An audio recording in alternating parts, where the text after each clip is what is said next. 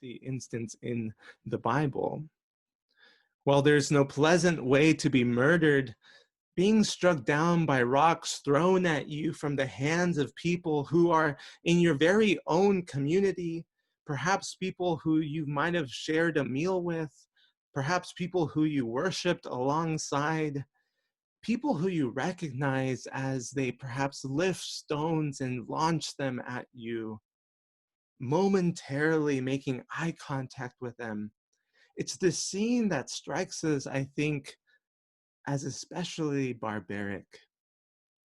To understand why Stephen dies here in this portion of Acts, we can read right before this in chapter 6 and in chapter 7 that Stephen's ministry was beginning to grab a lot of attention in Jerusalem. And his ministry inevitably was arousing a lot of opposition from a group of fellow Jews who were characterizing Stephen's message through the testimony of false witnesses, saying that he was anti-Moses. They're accusing him of being against the laws of Moses, against the temple. Ultimately, this is a strong condemnation. It's a strong accusation for someone living during that time period.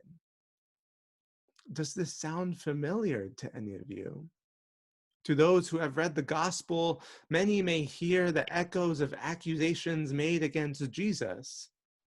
Surely we see that Jesus' followers expect no better treatment than Jesus himself received. But might these accusations resonate with similar accusations made today towards believers that dare to deviate across the established norms of our faith tradition? We see that Stephen's death is quite confident and it's quite vicious.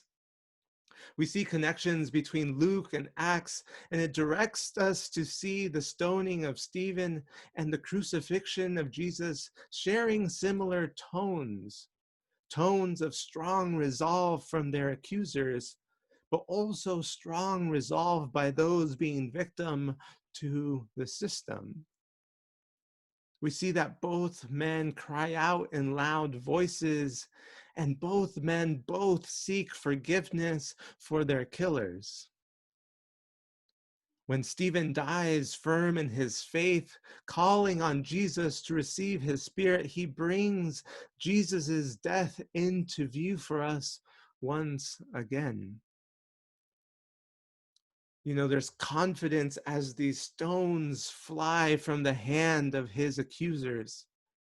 Stephen suffers blow after blow, and as he's suffering under the weight of these stones, he sees one final thing, a vision of the resurrected and the exalted Jesus, the Son of Man, who stands at the right hand of God.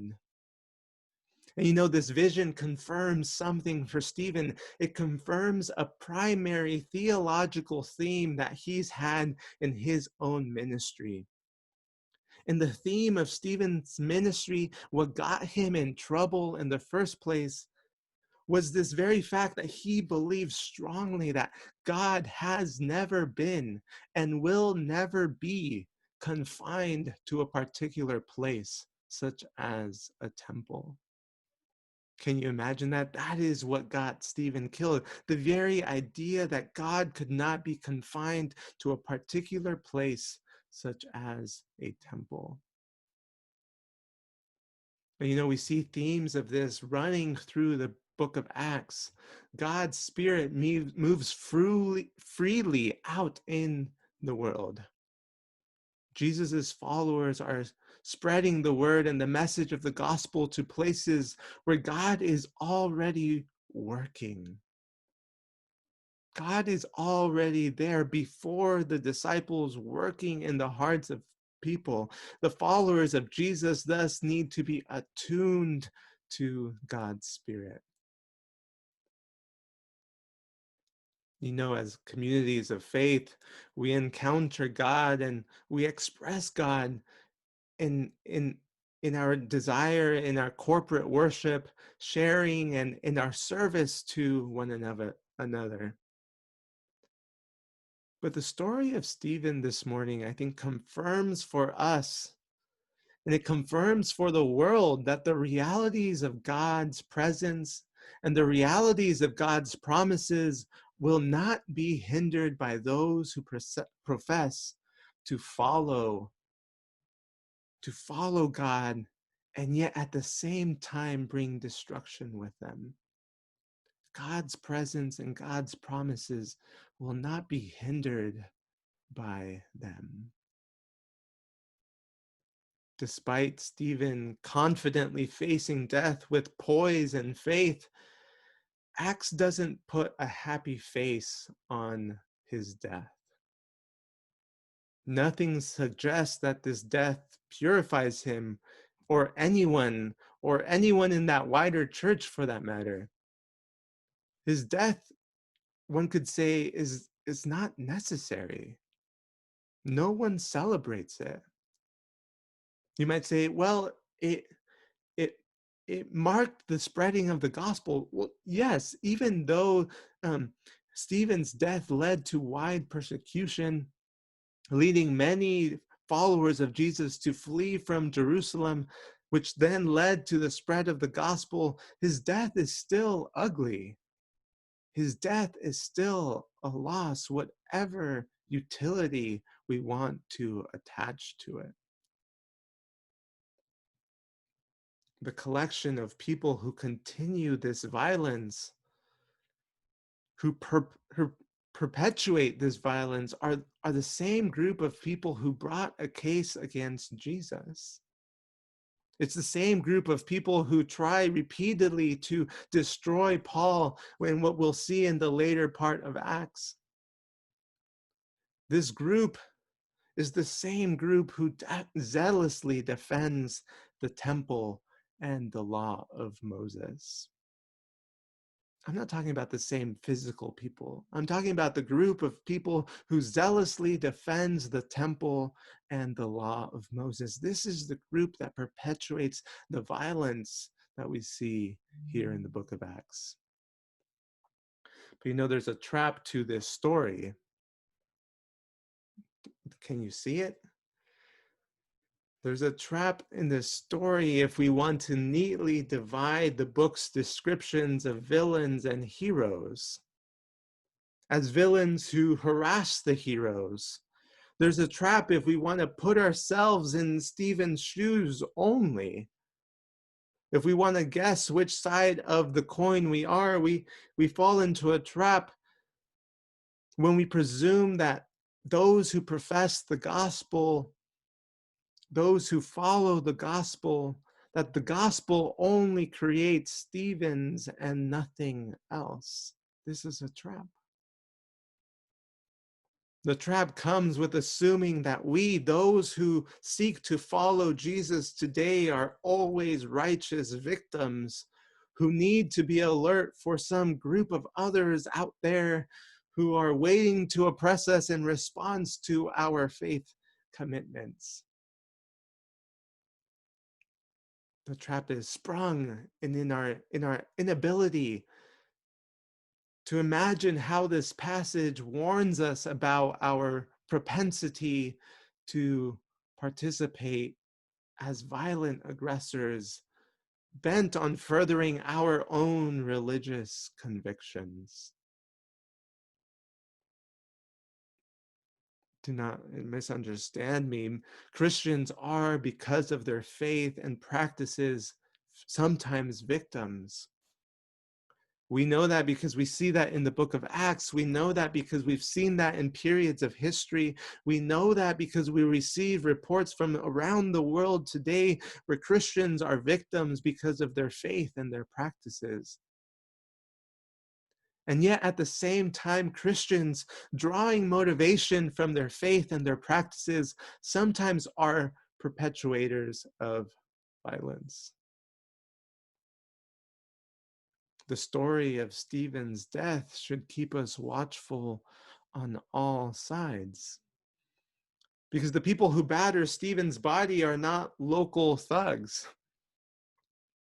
They don't represent state threats like the Roman soldiers who killed and nailed Jesus to a cross.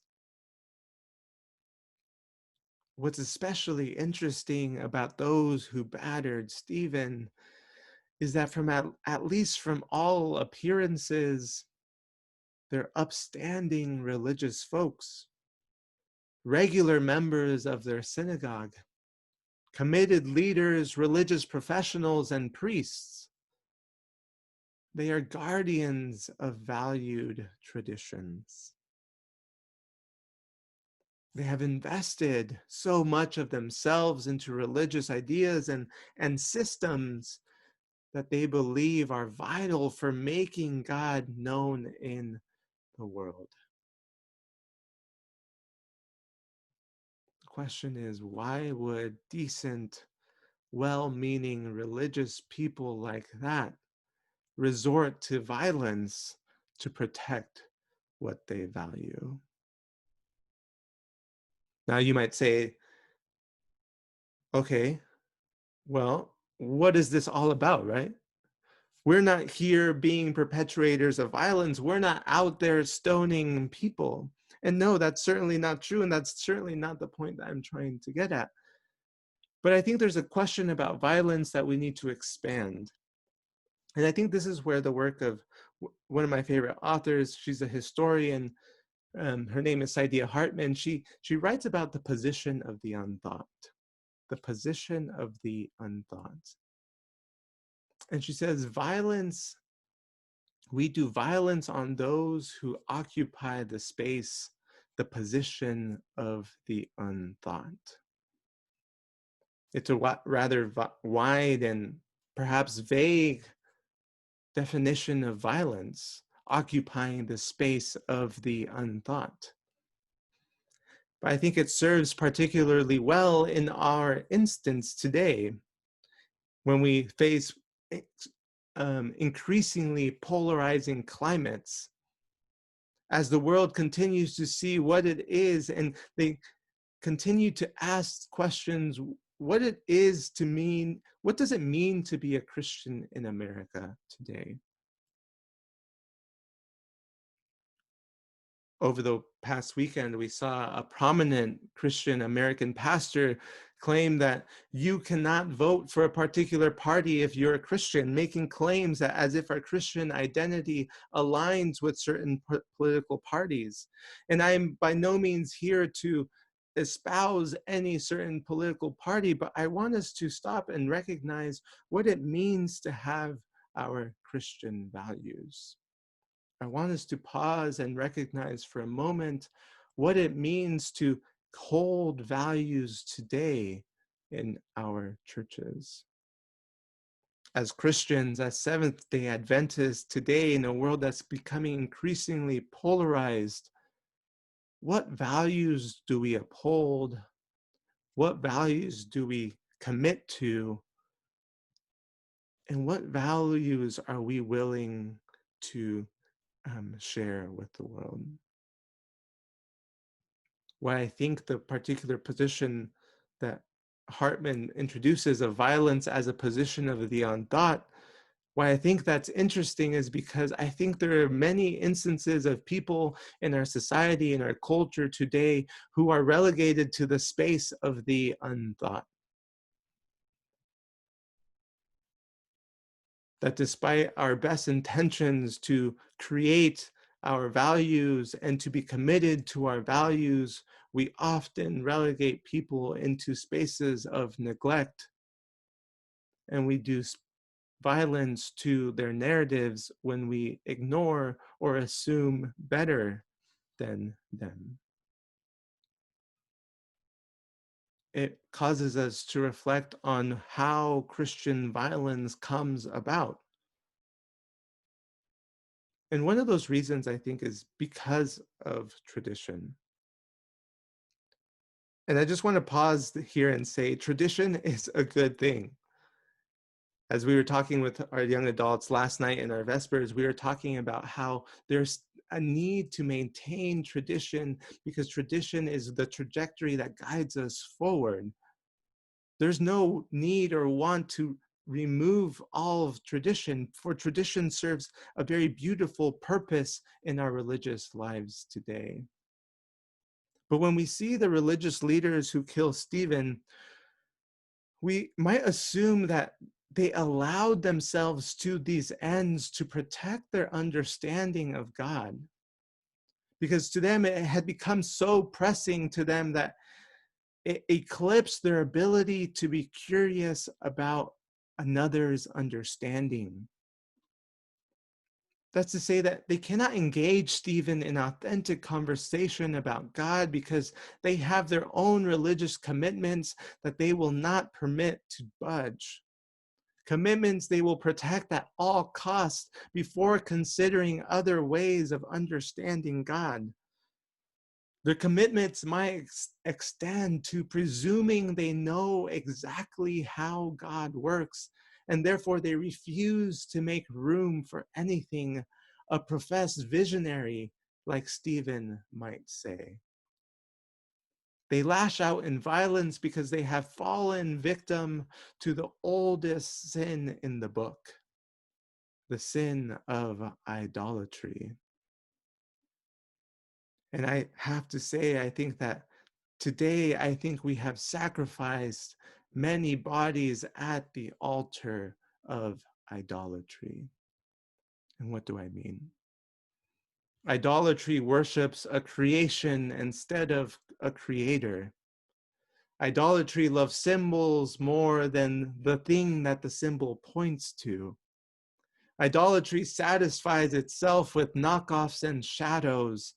Idolatry imagines God can be contained and therefore controlled, and if we may be so bold, owned. Because idolaters think that they know where the treasure resides, and they allow no alterations to their maps, and they punish any explorer with violence if necessary. We can see that Stephen, in his speech to the high priest, is warning about idolatry when he reproclaims, following Isaiah 66, that God's dwelling as encompassing all heaven and earth, not limited to a temple on a hill.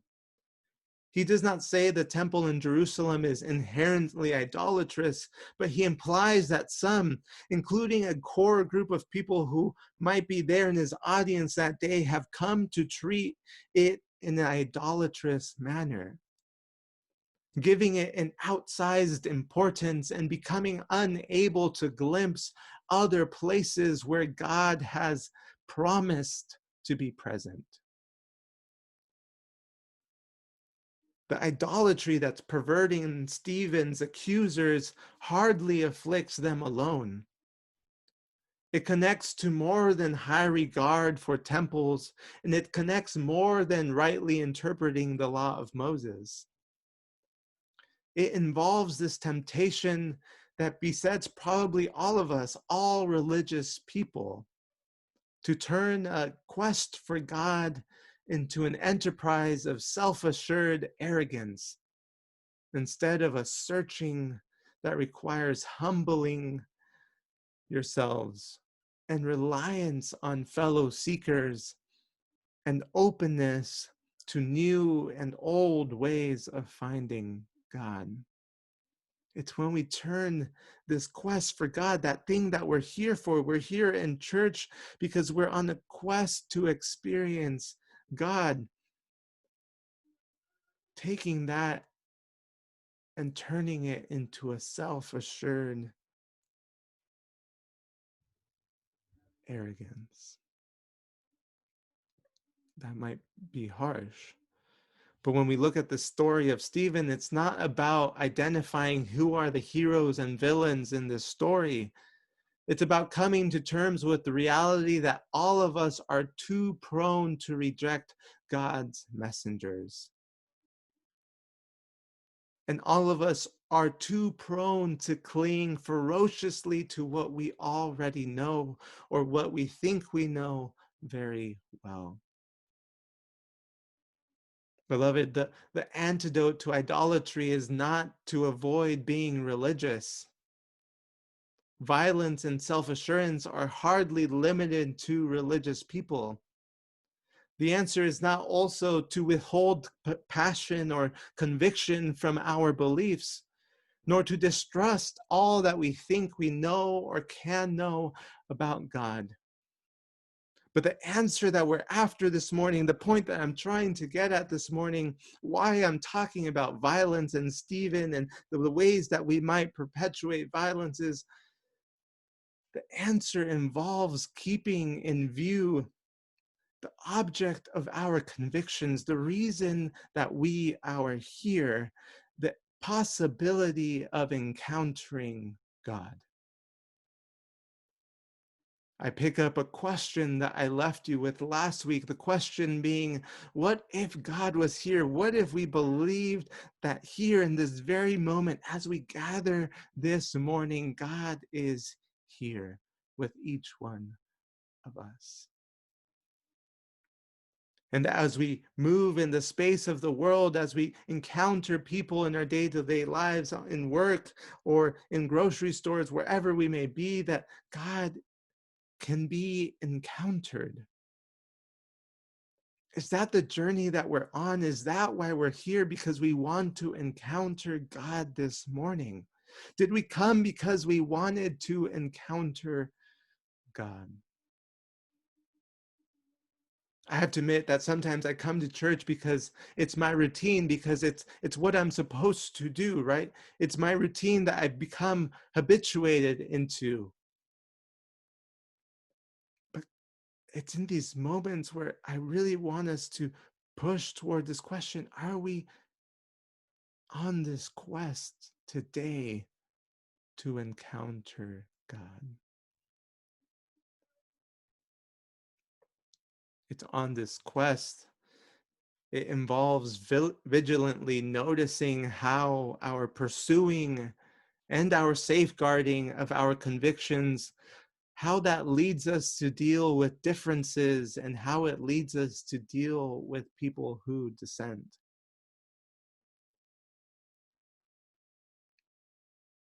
If our convictions leave broken bodies in our wake,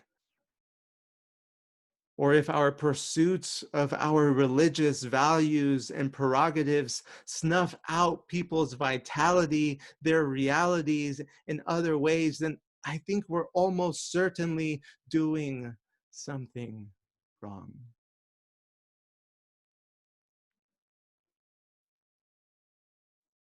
We've seen a lot of this over the past few months, where, I don't know about you, but in my Facebook feed, Christianity has taken a center stage where people debate what it means to be a Christian today. What values should Christians espouse? And I see instances on my Facebook where there are convictions that lead to bodies in their wake. And there are people's convictions who lead to life and vitality.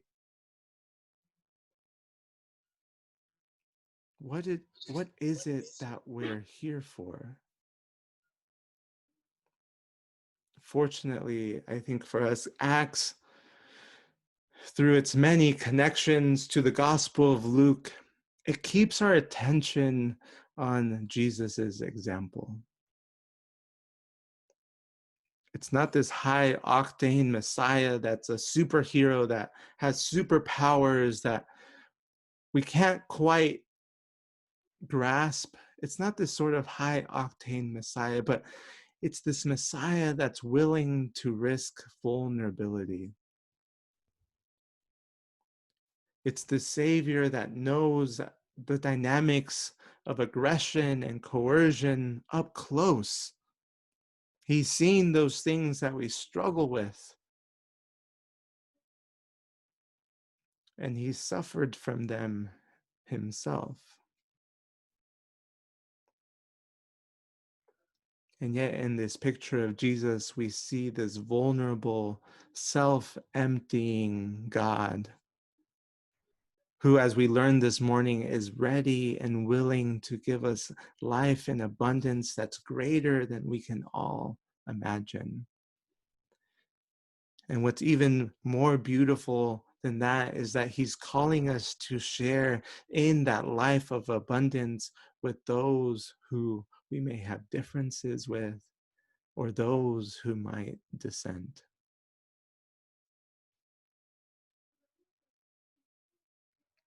The question is, where do our convictions, our commitments about God lead us?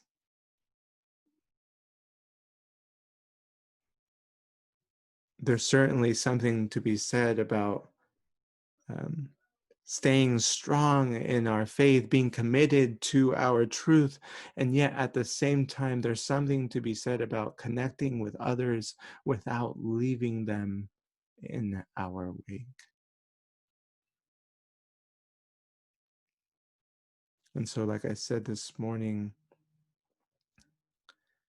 what we're here this morning, what I want to portray to all of you is these two questions: is, do we believe in this possibility of encountering God?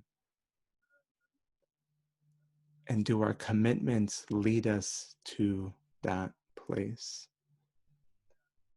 My prayer is that as we continue to navigate these perilous times, these times of greater divisions that seem to grow more and more amongst families, friends, and neighbors,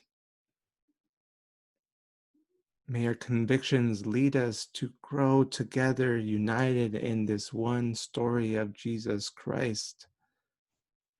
And may that story that we share lead all of us into an abundant life of God's grace, of God's mercy. For God is calling us into this higher calling. We've been called to a time and place such as this to be the hands and feet of Jesus. May that be our commitment this morning. Amen.